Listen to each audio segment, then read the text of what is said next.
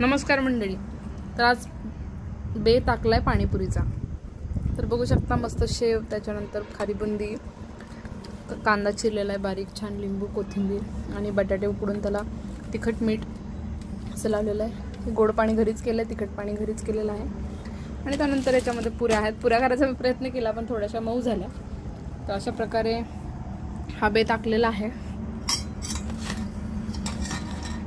सकाळच्या पोळ्या आहेत दुर्डीत, पण तरी पण बघू शकता किती छान पाणी झालं. पाणीपुरी मसाला कशात टाकायचा? हे पुरी हे आणले यावेळेस विकत. तर अशा मस्तपैकी पुऱ्या काढून घेतलेल्या आहेत.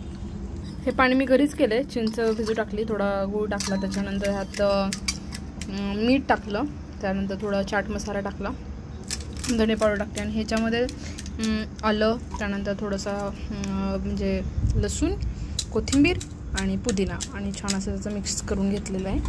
असं पाणी तयार झालेलं आहे, छान बघू शकता. आता मस्तपैकी पाणीपुरी बनवत आहोत. पुरी आणलेलीच होती, नंतर छान बटाटा टाकलेला आहे, कांदा मस्त असा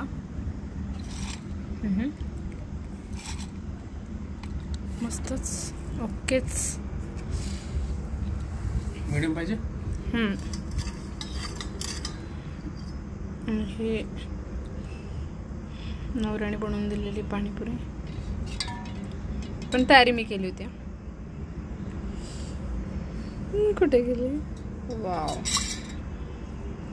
अप्रतिम अशी झालेली आहे. अप्रतिम पिळा अशी बुंदी ॲड केलेली आहे बघा, किती छान वाटतंय. एक नंबर.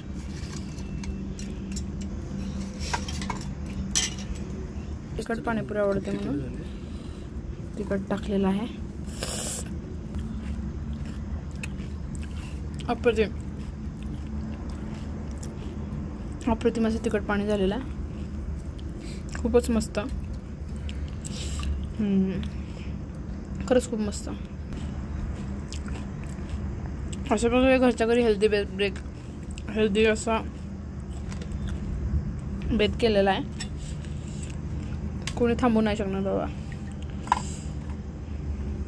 एन्जॉय. थँक्यू नितीश.